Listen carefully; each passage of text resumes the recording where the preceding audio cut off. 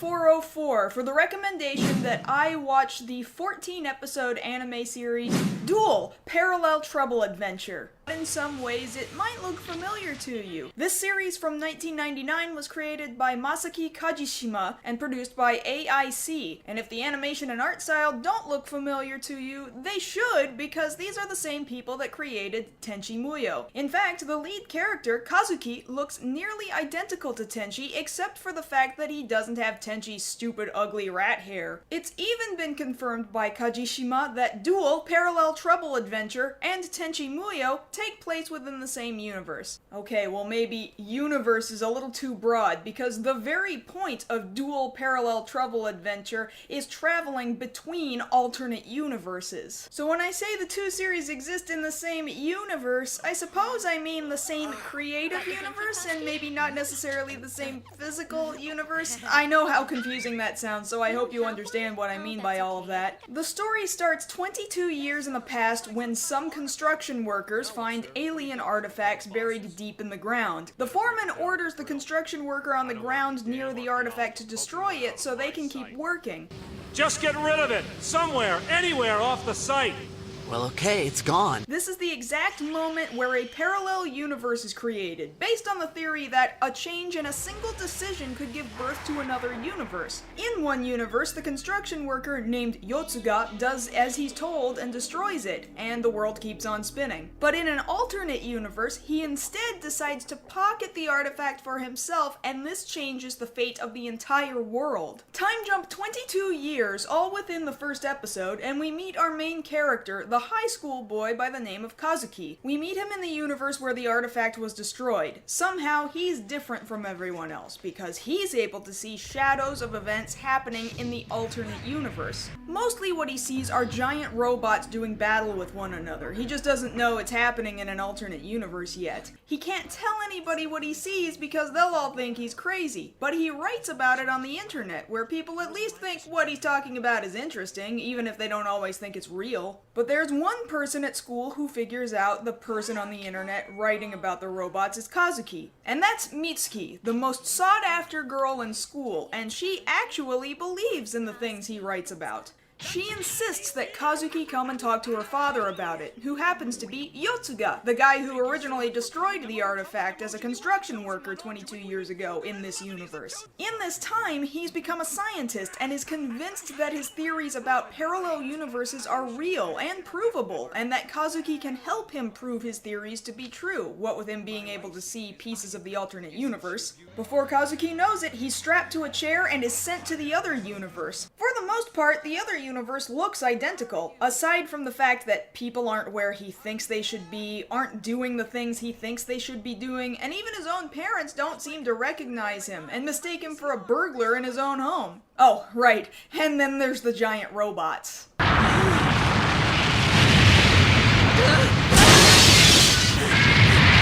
Kazuki watches as an injured girl named Yayoi falls out of the robot she's piloting, and to protect her, he gets in the robot and fights off her attacker. This turns Kazuki into a person of interest, and eventually he's taken into custody. While in custody, he runs into Mitsuki again, the same Mitsuki from his own universe, who somehow used that same technology to get from her universe to this one, but managed to arrive a month before Kazuki did. He doesn't question why that is here, which initially bugged me, but don't worry, it comes up later, and they do finally start questioning it. In this universe, there's another version of Mitsuki's dad, Yotsuga, who is also convinced that there's a parallel universe, but they can't study it because there's a war going on, both to control territory and to control the artifact that, in this universe, did not get destroyed. At the same time, the military is impressed that Kazuki can pilot a robot, since the only people who've thus far been able to pilot the mechs have been female. This kind of mimics Sakura Wars, in which only one man has the ability to pilot a mech in a sea of female pilots. So since Kazuki can't get back to his own dimension anytime soon with the war going on anyway, he agrees to pilot a mech and fight in the war, hoping to end it and get himself and Mitsuki back to their own universe. Since this anime is made by the same people who made Tenchi, and it looks like Tenchi, you might be wondering whether or not it's a harem anime just like Tenchi.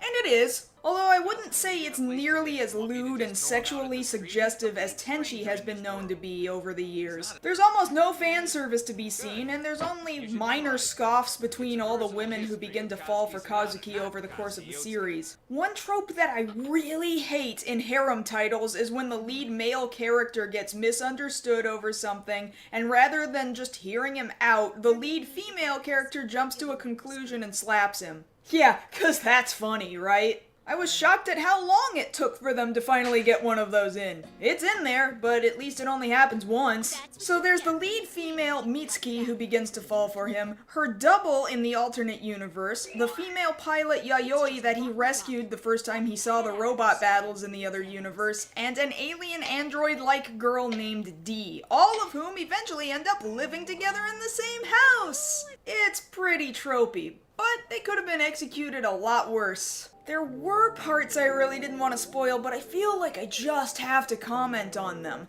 You may or may not wonder over the course of the series why it is that Kazuki doesn't have a counterpart to himself in the alternate universe. I mean, maybe due to changes in this universe, Kazuki's parents just decided they didn't want to have a kid. I mean, that would make sense, right? But no, that's too easy. You don't find this out until the next to the last episode, but the truth is, Kazuki does have a counterpart in this universe. You know who that counterpart is? The robot. And the reason I don't belong in this world is because in this world, I'm Jinbu?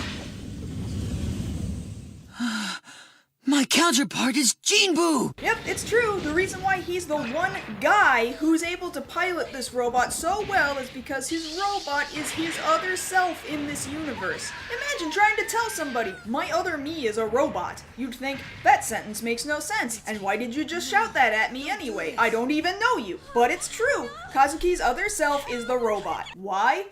No reason, it just is. Furthermore, it's revealed in that next to last episode that the robot has a special ability known as the Light Hawk Wings. If you're a Tenchi fan, this should sound familiar because this is an ability that Tenchi is able to utilize during Tenchi Muyo. This was one of the only connections to Tenchi I could directly easily find within the series, and it doesn't fully explain how the universes are connected to one another, or if this was just Kajishima's cheeky way of referencing his own work. The animation in the series is pretty good, and the robot battles definitely meet my expectations. The soundtrack is mostly forgettable, but the opening theme is catchy, and the closing theme is sweet and could stick with you a while.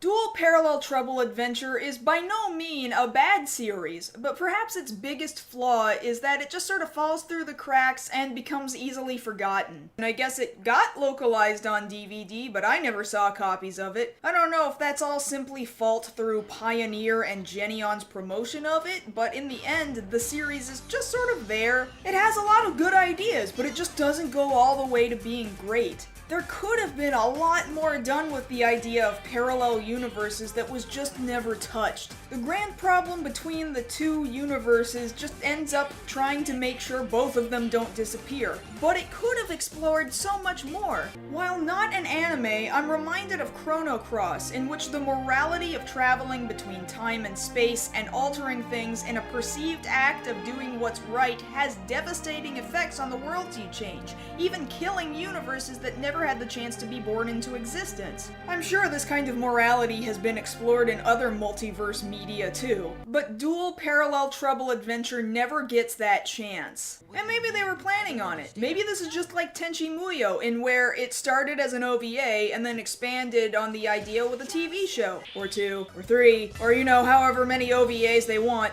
But Duel never gets that opportunity. That's somewhat disappointing, because despite the tropiness that just comes with a Tenchi-like series, there's still some really cool things that could have been explored in this world. And now, 17 years later, it's looking pretty unlikely that we'll ever see it explored any further. The individual DVD volumes are still available on Amazon, and while the first disc currently sits at only $4, each subsequent disc gets more expensive than the one before it. If you buy them them this way, it'll be more than $70 to collect it legally, but at least that's still an option today. Check it out and tell me if you think more could have been done with this series, or if you're glad it stopped with just the OVA. Thanks again to Error404 for the recommendation, and I hope to be reviewing something special for you in the near future. Check out patreon.com/MarsGirl today and see how I can get a request review done just for you.